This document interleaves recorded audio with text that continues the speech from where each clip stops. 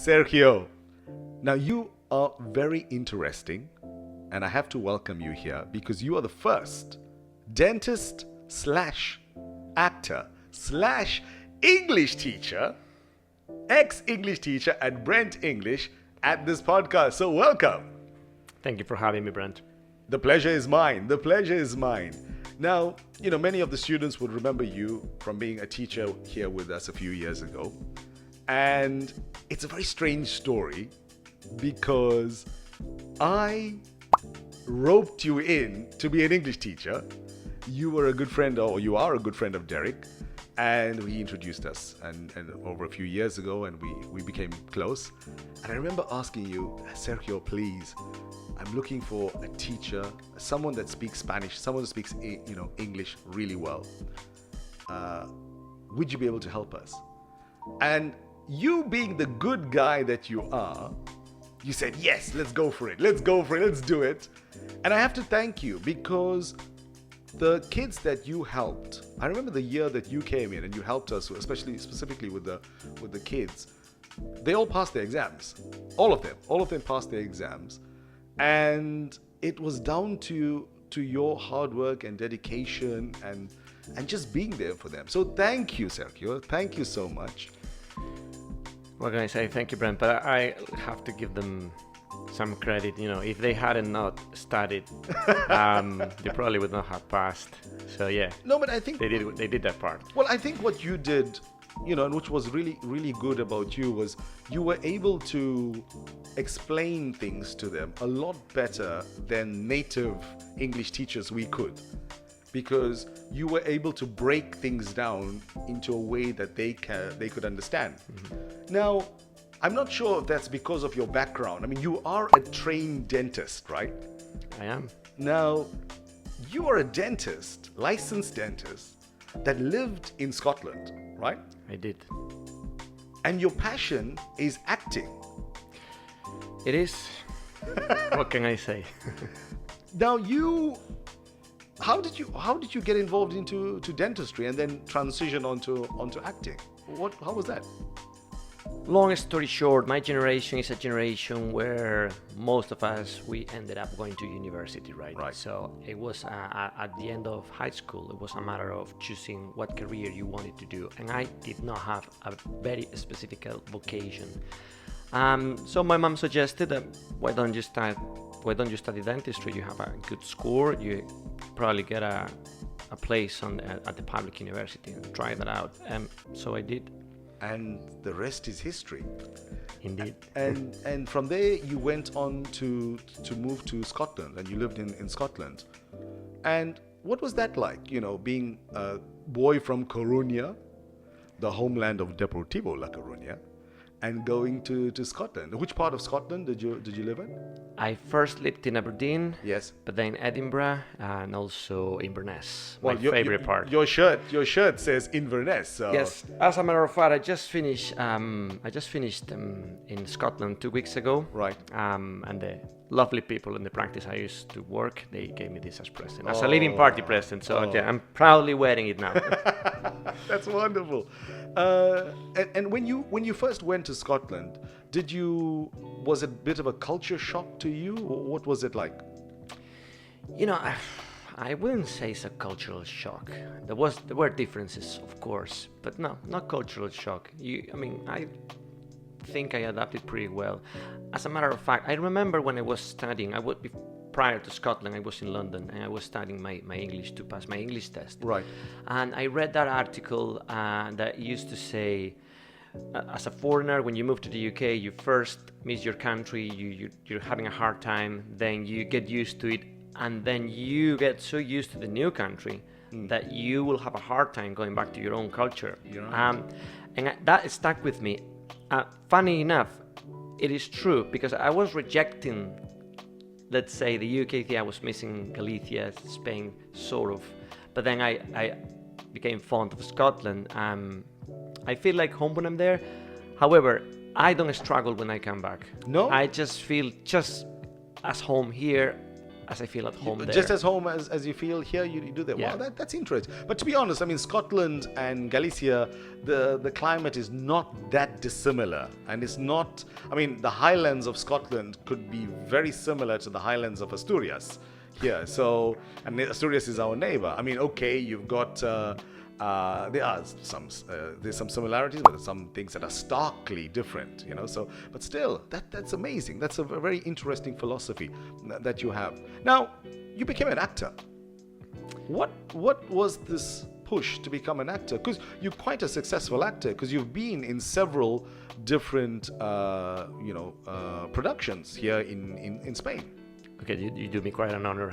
No. I mean, you've appeared in a few of them, and I'm sure there's things on the horizon for you. But you have done things of note. Yeah, I'm happy to say that. Yeah, I could say that I'm a professional one. Right. Because I did do professional jobs as an actor. However, it's a tough industry. It's quite competitive. Many people is out there, and it's so many factors involved. You have to be good, obviously. Right. You have to work hard. Right. And I would say that you have to have this bit of luck to be at the right moment, at the right time, and the right person looks at you, and then you fit the role. That's what then you fit the role. That day you smash it, and then you get it. We'll see if it happens. And the rest is history, as they say in English. And the rest is history. How wonderful! How wonderful!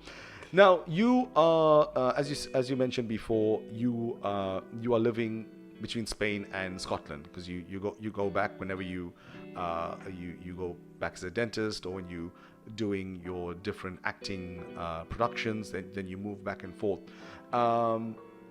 Is there something about dentistry, though? Now, I know your acting is your passion, but is there something about dentistry that pulls you back? Is there something? Okay, I understand that it's completely different sector to acting, but is there something about it? Because the reason why I ask this is, you're a very likable person. That's evident from the kids, the students that we had here.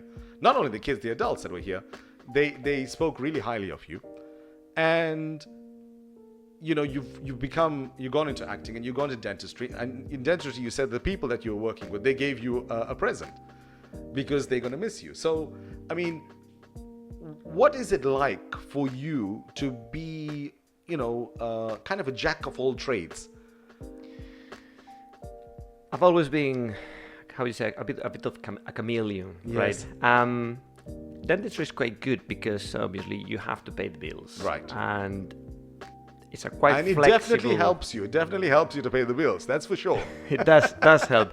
But I suppose I never liked an office job, right. Let's say. A 9 to 5, no. Dentistry is kind of an acting if you think about it, because you meet so many people and you always have to adjust. Right. So you can offer a good communication. Because at the end of the day, dentistry is it's important that the patient understands what's going on. Right. And that's one, being an actor actually, it does help me in the practice. Right. It's a manual work. I work with my hands. I like that. That's why dentistry, however, not as passionate about it as I could be with acting. Sure. It's a job that I quite enjoy doing. That's amazing. But because now you're also working on script. You're a script writer also. Thank you. You do me an honor. I'm trying to be wouldn't be. No, I have ideas and I just put them down, and sometimes it becomes something, sometimes it doesn't. We'll see. Yeah, step by step. We say as in English, if at first you don't succeed, try and try again, my friend. So try and try again.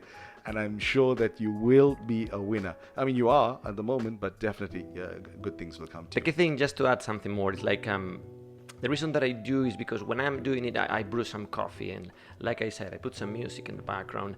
And then I have this idea, and then I start typing. And even if it never gets made, it doesn't really matter, because at that moment I am enjoying it. Right. And I think that's the most important. That's the thing that I try to focus on, not always succeed, is I'm enjoying in the moment that I'm doing it. That's the most important. Perfect. Well, I think that's a success to life. Now, if you enjoy whatever you're doing, then it's going to be the fruit that you put in. I mean, the hard work you put in is going to be even more, because it's you're not seeing it as work, you're seeing it as something that you enjoy. Now, speaking about music, I have 4 questions that I always ask our guests, to find out a little bit more about them. So this, I want to find out the essence of Sergio. I'm asking you 4 questions. Now, I'm going to start in a different order because you started speaking about music. I want to ask you, what music would you say is your favorite music? Well, anything but hip hop and reggaeton. Well, reggaeton I can understand, but hip hop, my friend. No, I know. I completely respect. It's just not my type of music. Not your cup of tea? I might like one song or two, but generally not my thing. And then music-wise, it really depends. It comes down to my mood or what I need the music for. When I'm driving, I like a type. I like heavy metal, believe it or not, but I like classical music, jazz, blues, pop. Everything. Really, yeah. So does that get the juices flowing then, for it helps you with your writing? Yes. Ah, wonderful. Now, what about your favorite part of La Coruña, as you are from Coruña? I could be boring and say that I like Tower of Hercules or Monte San Pedro, etc. I'm gonna tell you, Estadio de Riazor. You know, when I was thinking about this question for you, I knew you were going to say something like that. I knew it. And I was talking to Derek about it too, and he said, yeah, you're probably going to say this. Wow, that's wonderful. Okay, I know why it's the Riazor Stadium, because Riazor is the stadium of Deportivo La Coruña, which is the once giant, once great team from Coruña, who is in the 2nd division at the moment, but with a little bit of luck, they make it to the 1st division. Hopefully. Played 2 matches so far, and they haven't lost yet. Touch wood. So wonderful. Yeah, it is. It is a nice stadium. Not as big as some other stadiums, but it is a nice stadium. Big enough, let's say. What's your prediction for this year? You think this is the year you're going up? Looks good, certainly. But it's quite competitive, the 2nd division in Spain. So anything could happen. Anything can happen. You just have to wait and see. Exactly. Wait and see. But so there are reasons to be optimistic. Yes, well, that's good. Fingers crossed, my friend. Fingers crossed.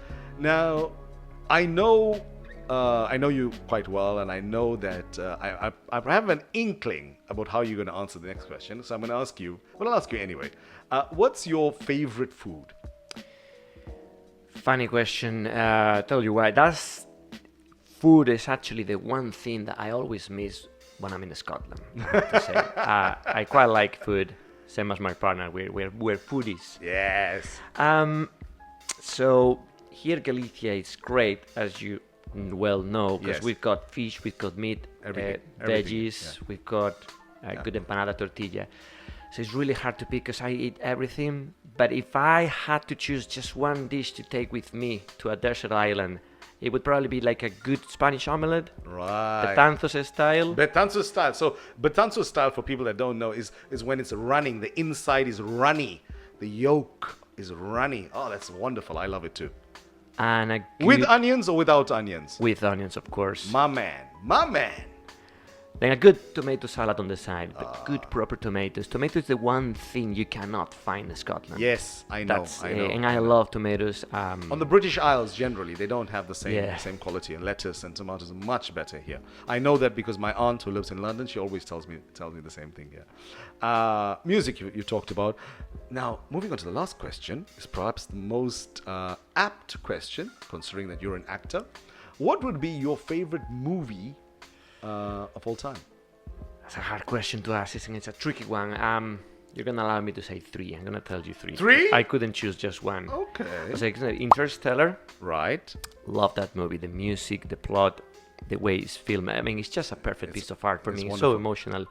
And then Match Point by Woody Allen, of course. I love that movie. The way it's written, it's just magnificent. And of course, and this is actually a movie that it caught my eye into cinema when I was a little kid. Not a movie for a kid, but I always liked it. Cat on a Hot Tin Roof. A Cat on a Hot Tin Roof. Paul Newman and Elizabeth Taylor. Okay, no, I haven't. Based on a play by Tennessee Williams. All right. No, I haven't watched that. Nor have I read the book or the play. No, I haven't. Is it a good movie? Well, it's got Paul Newman in it, so I'm thinking it's going to be very good. Yeah, it's quite.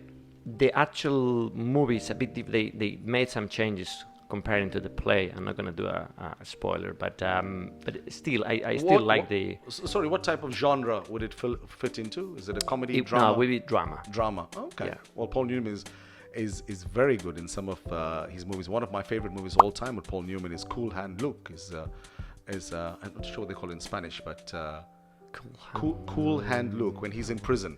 And the one where he has to eat the eggs. Yes. La leyenda del indomable. Okay. That's the English it's called. The name. Cool Hand Luke. Well, listen, Sergio. As we talked about Cool Hand Luke, I have to say, Mr. Cool, that's who you are. I mean, you adapt to pretty much everything always. Really, truly, I'm so happy to have you on this podcast, man. I've said it in the beginning, but also here, because I know that you really helped us out. And you really made a difference to our students here when you didn't have to. It was very easy for you to say no, but you tried and you did a fantastic job. And I think that goes to the type of person that you are. You are that guy that will be there for you if you need. And not because you want anything in return, but because you're just a good egg, as we say in English. You are a good egg. So thank you. Thank you, Brent. I'm not sure I deserve so many compliments, but no, it really meant to me a lot. Thank you. No, it was an absolute pleasure. I mean, to have you here, it's amazing. And I wish you the very best as you move on now into the various roles that you're doing.